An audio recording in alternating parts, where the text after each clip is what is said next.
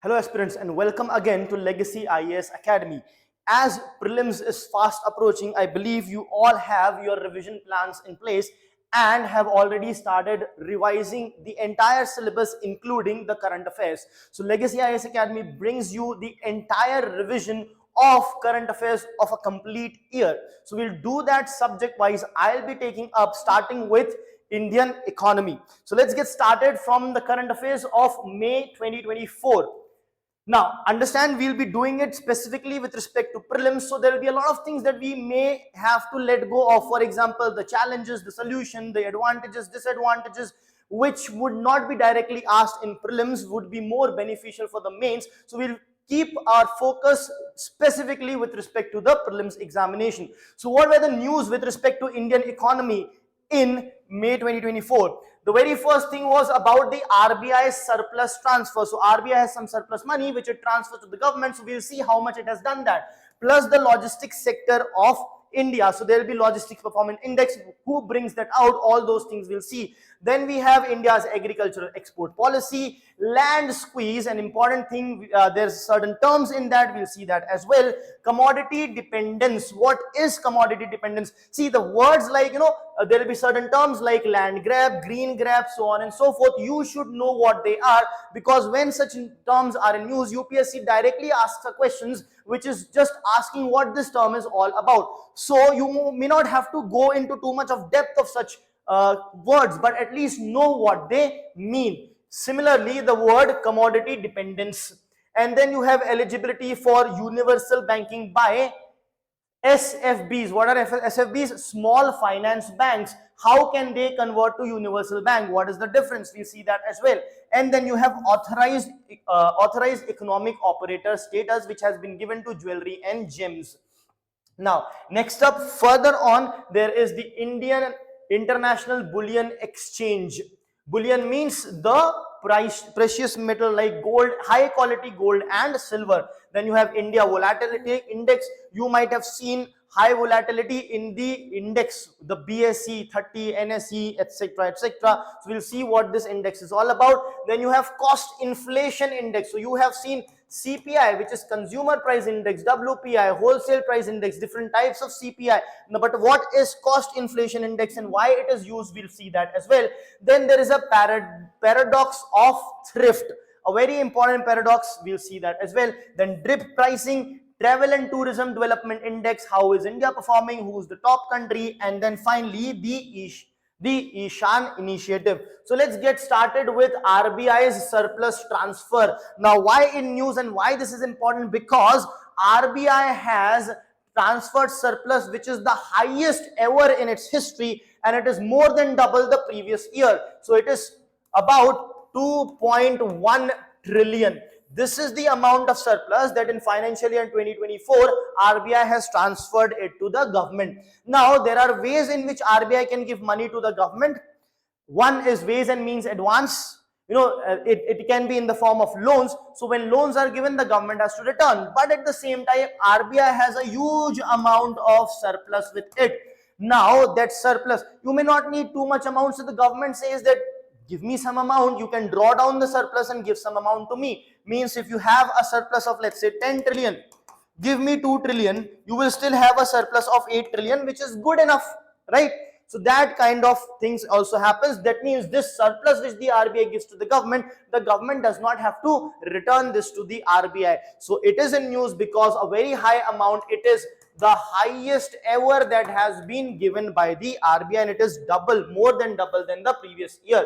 In financial year 19 also it was quite high, that is 1.75.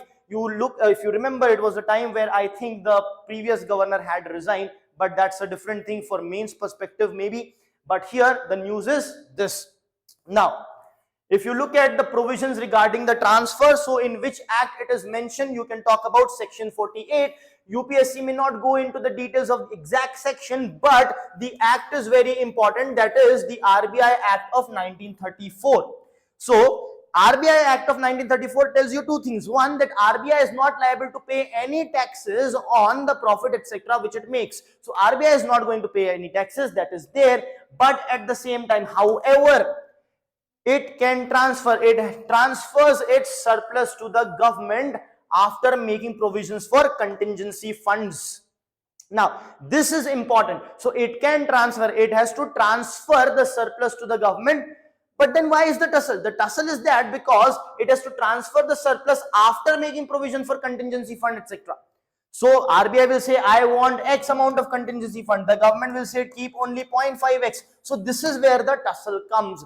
RBI Act, provides for the transfer, but how much, that is at the discretion of the RBI here, which will do proper analysis. It's not that because of the tussle they are keeping it high, but of course the analysis of the market. And then section 47 of the RBI Act mandates that any profit that will be made from its operations can be sent to the center. So it is very clear that you have to give, but you have to keep some amount aside for contingency, means emergency, etc.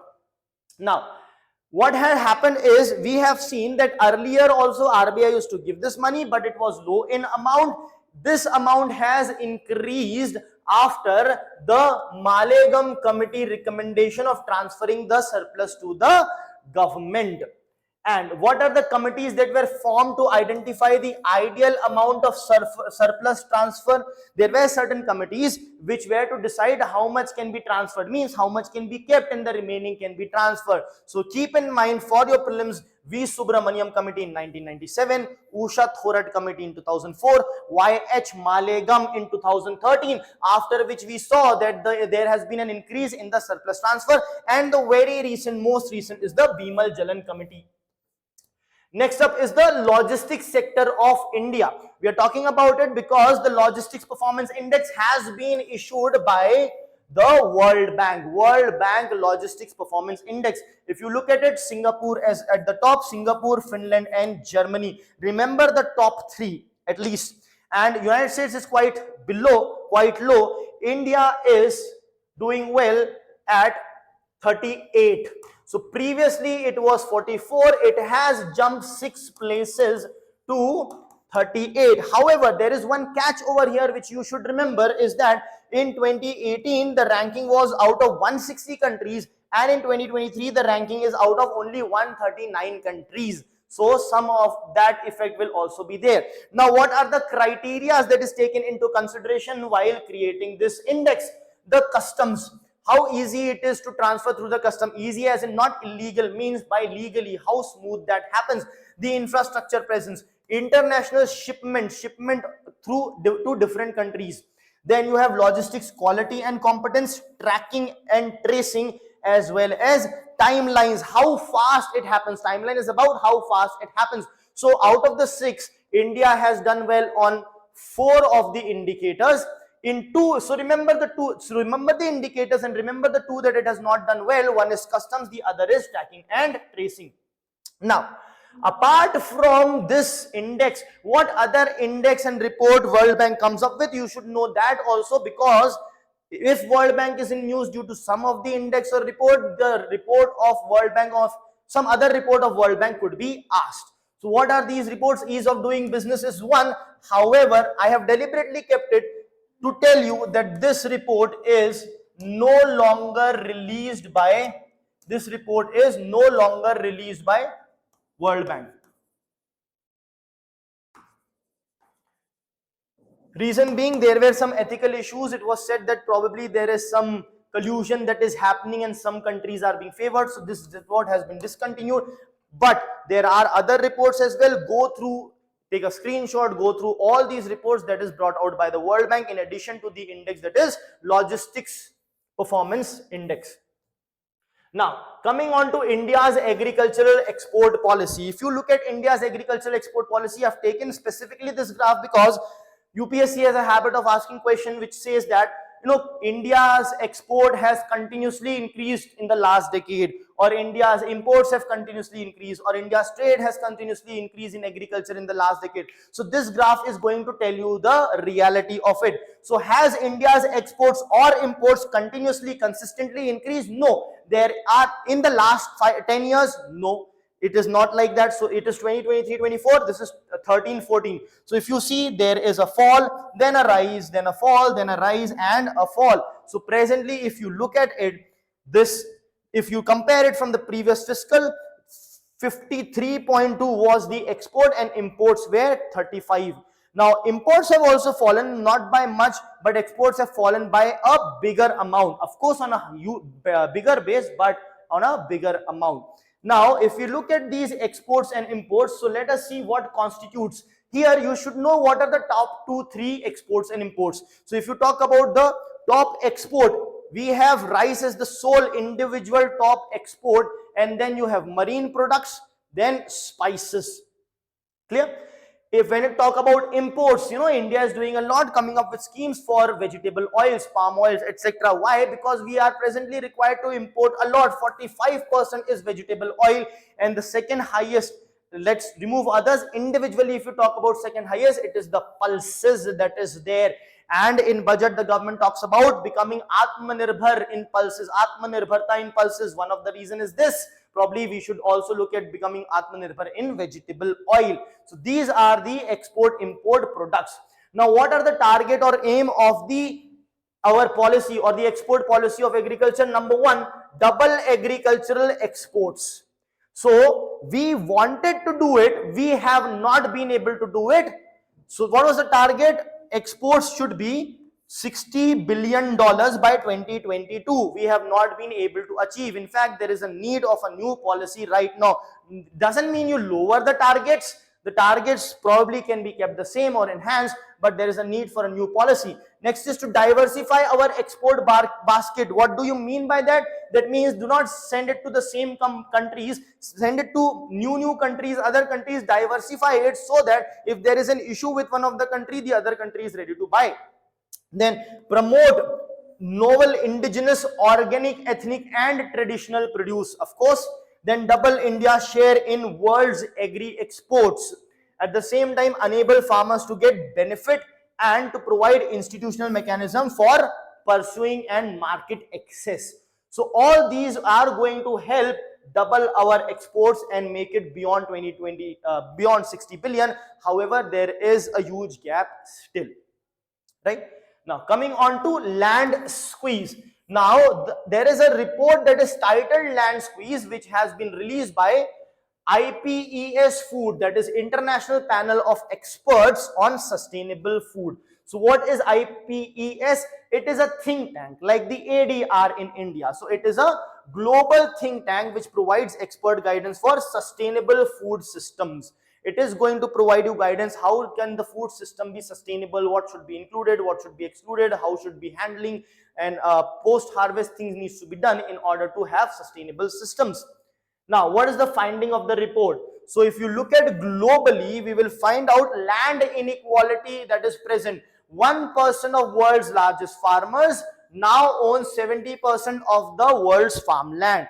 Now, very interestingly, remember that the world has higher inequality in land allocation than India.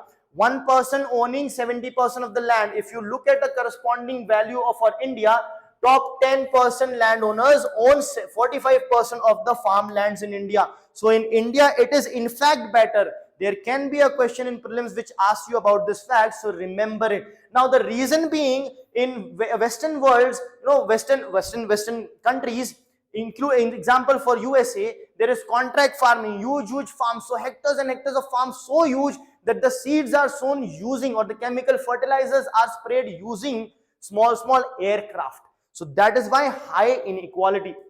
Then of course price volatility. So between 2008 to 2022, land prices have doubled. With respect to India, we have already seen what the inequality is. At the same time, more than 70% of India's arable land is undergoing some form of land degradation, which is a very high number. Why it is going, how it can be arrested, you can do it for mains, but it doesn't mean that they cannot ask here in prelims. Yes, they can. For example, can land degradation be reduced with reduction in chemical fertilizers? Absolutely yes. So these kind of logic we should definitely be knowing. Now terms in the report. The report talks about land grabbing. What is land grabbing? Grabbing a land of a particular thing to start doing something else on it. So appropriation or proportioning of land How? Through privatization. It was a government land, now it has been privatized. Privatization of common land with instruments such as lease, concessions, quotas, etc.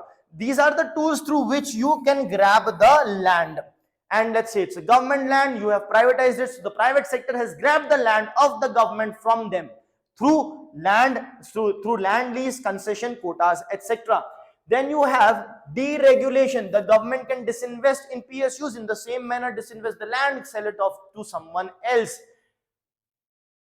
Now, importantly, one important factor here is water grabs and resource grabs. Very important.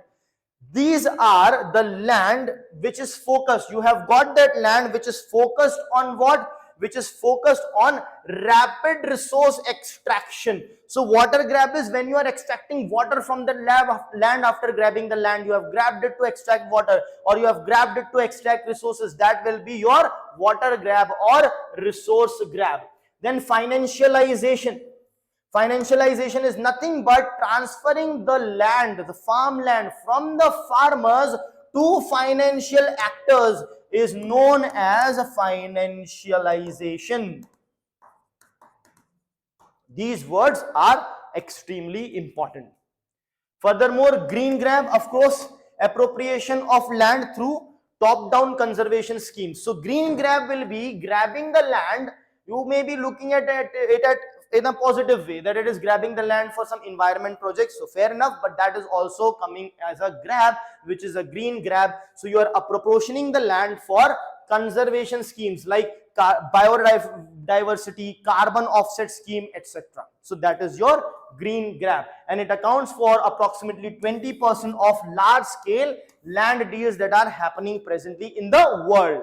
Next is commodity dependence. What is commodity dependence? So this term was used by the President of the United Nations General Assembly, who was highlighting the commodity dependence issue. So what is commodity dependence? Commodity dependence is nothing but, when a country is exporting certain commodity, okay, when its merchandise exports are heavily concentrated on primary commodities.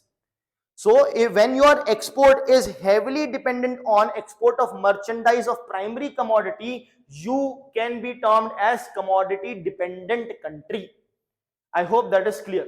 So why this commodity dependent? So can India be termed as a commodity dependency? If you look at this definition, a country is dependent on the export of commodities or commodity dependent when its merchandise export means export in goods, not services, just goods. When its export in goods are heavily concentrated in primary commodities. Is that the case with India? Yes, it is. India is exporting huge amount of rice, huge amount of food crops, other crops. The primary output that we get from agriculture, we are exporting. So we are commodity dependent. Now, what can be the sources or reasons for that? For example, the structural conditions like resource endowment. What resources do we have? Right? Those things. For example, we have land as a resource, huge amount of land, fertile land where things can be grown. At the same time, the institutional framework, the policies, the geographic situation, and the history. India has historically been an agrarian economy, so that still continues. There is still an inertia in that.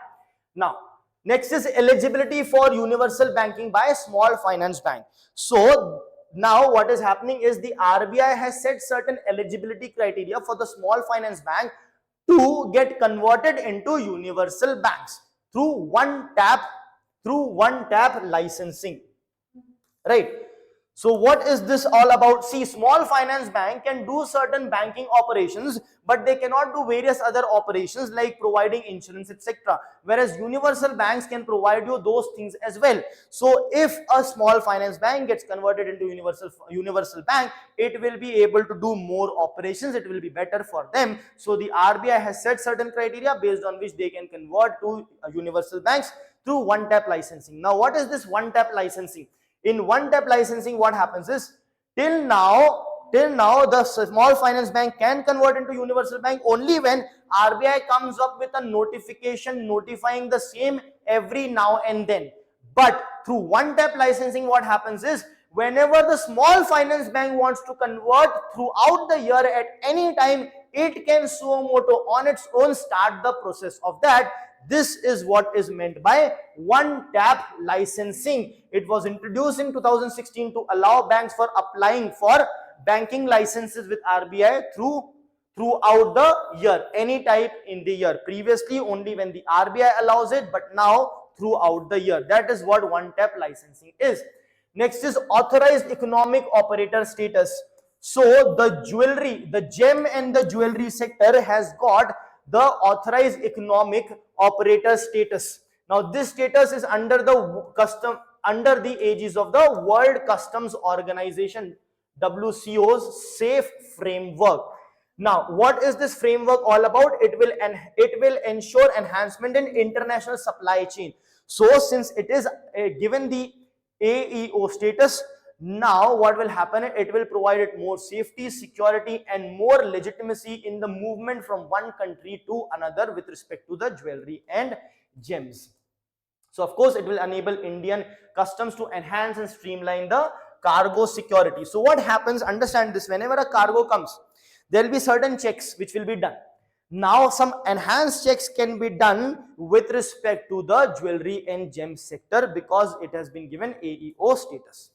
Next is India International Bullion Exchange. So what is bullion? Bullion is nothing but physical gold and silver of high quality. Now what is the news all about? The State Bank of India has become the first trading cum clearing member of International Bullion Exchange, that is Indian International Bullion Exchange. So it is the first member, very important fact. So what is IIBX? It is established at GIFT International Financial Services Center, IFSC, Gandhinagar in Gujarat. So it is in Gujarat, in GIFT, Gujarat. It is regulated by the IFSCA, that is the International Financial Services Centers Authority. You need to remember this. It is promoted by India's leading market infrastructure institutions. What is India's market? Which market we are talking about? Financial market. So what are the leading institutions? The National Stock Exchange, the Multi-Commodity Exchange of India, so on. Correct. Next is India Volatility Index. What is India Volatility Index? When you talk about volatility, you are talking about volatility in the stock market. So recently what has happened is the India Volatility Index, that is India VIX, surged above the critical threshold of 21. So it has become highly volatile. Now what is the underlying factors to measure it? The underlying, or let's say the underlying index which is measuring this is nothing but the index of NSE.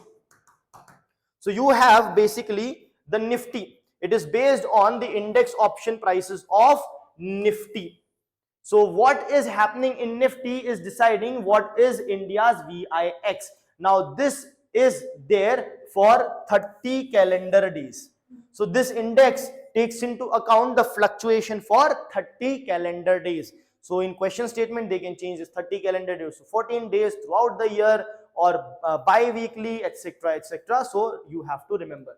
Now higher the index, higher is the volatility, and vice versa. Lower the index, lower will be the volatility. So the index is directly proportional to the amount of volatility. Now the methodology that is used is that of the Chicago Board of Options Exchange, and Chicago Board of Options Exchange was the first one to introduce the volatility index for US market in 1993. Next is cost inflation. Very important, remember cost inflation. Now if we have an understanding of cost inflation index, so we have an understanding of consumer price index, wholesale price index, which measures the fluctuation in the prices at the wholesale level, at the consumer level. In CPI there is headline, there is core inflation. Headline inflation takes into account all the commodities in a basket of goods and services, all the goods and services in a basket, whereas core CPI, or let's say the core inflation is measured by excluding the food and power. Why? Because food and power is highly fluctuating, you exclude them, so you get the core inflation. Now what is cost inflation index? What cost inflation index does is, it is nothing but a tool of what? See what happens is, You have an asset. You have bought it at, let's say, 1 crore. Now, after 10 years, you are selling it at 4 crores. Now, that means you are making a profit of 3 crores. So, there is a capital gains tax, long-term capital gains tax, which will be applied. So, your income may be, 3 crores may be tax, but that should not be the case. Why? Because it is not only the appreciation of the value, but there is inflation also involved. Now, the 3 crore 10 years later, is it equivalent to 3 crores over here? Right? Here, when you have spent 1 crore, now maybe 2 crore is equal to that. So basically, when you are selling the property at 4 crores, the profit should not be 3 crores, it should be 4 minus 2, because now the 10 years ago 1 crore is now worth 2 crore, right? Because there has been some inflation. Now this kind of inflation in money is calculated with the help of cost inflation index, and it is used to adjust the price of the capital asset that you are selling, so that your actual tax liability can be calculated. I hope this is absolutely clear. So it is used to calculate the tax liability for capital long term, remember, long term capital gains. Of course, since it is calculating tax liability, it will be used by the taxpayers to compute the gains arising out of sale of capital assets. Okay? Next is paradox of thrift theory. So what is this all about? So the thing is, we may think that if we spend less and save more, no, we will be in a better situation, the economy does well, but that is not the case. The paradox of thrift theory says that when an individual's saving rises, okay, how will it rise? The saving will rise. See, you have a total revenue. Now this total revenue, let's say it's 100. You will spend 50 and save 50, or you can spend 40, then you will save 100. So savings will increase when you reduce the spending, right? We are not saying saving is increasing, the amount of saving is increasing because your salary is increasing. No, if the saving is increasing because the money that is spent on goods and services is reduced, in that scenario it can cause a fall in the overall savings and investment. It can cause a fall in the overall savings and investment. This is the paradox of thrift theory. Okay. So what it believes that higher saving is bad for the wider economy, and an economy can grow only by boosting consumption spending. Of course, see, what will happen is more and more, take an extreme example. If every one of us save, economy stops, right? So that is why higher saving doesn't mean there need not be any saving, but higher saving as per this theory leads to is bad for economy. But there are certain criticism of that. When you talk about this theory, it is ignoring the potential for saved income to be lent out to banks. It is simply assuming that whatever money you are saving is kept aside. No, my saved income can be saved in banks, and the banks can give loans to others using that money. I hope that is absolutely clear. Now, drip pricing, again a very important term. So the Department of Consumer Affairs has issued a warning with respect to drip pricing, or against drip pricing. What is drip pricing? What happens is, certain firms, what they do is they advertise only part of the cost. They say that you will get this thing in, let's say, rupees 10 lakhs. So you get attracted, you go to buy it, you realize it is of 12 lakhs. Why? Because some other costs were hidden, right? So when you when you showcase only a part of the cost and hide the other cost, then in that case the commodity or the goods and services that you are pricing with respect to drip pricing concept. Only a small price or some or part of it you are telling. So the Department of Consumer Affairs have warned against this. So what you should know here is the concept of drip pricing. Next is Travel and Tourism Index. It has been released by the World Economic Forum. So you should know who releases this particular thing. And of course, you should know the top performers and where India lies. So if you look at the top performers, USA is first, Spain second, and Japan is third. If you look at South Asia, the low income group in South Asia, India is the highest. It is better than Sri Lanka, better than Pakistan, better than Nepal, Bangladesh, etc. I hope that's clear. This is the bottom three. Bottom three also at times is important. The question can be on them. Cameroon, Sierra Leone, and Mali. Okay. Now, the last thing. Now, this is the last topic, but after this, we are going to take the MCQs. So don't miss out on that part. We'll take previous year question, based on these topic, any previous year related question, we'll take that. Some practice question, what kind of question can be asked, we'll take that as well. So stay tuned. Now, Ishan Initiative. What is Ishan Initiative? It is by the Airports Authority of India, which is Indian Single Sky Harmonized Air Traffic Management. Indian Single Sky Harmonized Air Traffic Management.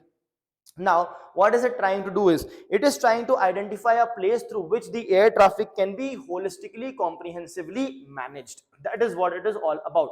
So it will be combining 4 flight information regions into single system overseen from Nagpur, from the Nagpur airport. So Nagpur airport becomes important. Nagpur city becomes important over here. Okay. So currently, how is this management done? It is divided, it is scattered. So the government wants to consolidate it. Okay. So these regions would be under a single authority in Nagpur. It will, what will it do? It will improve the efficiency, security, safety, etc. will be improved because it will be a centralized system. I hope this is clear. So these were all the things that were there in Indian economy in the month of May, which you should without fail know about, right?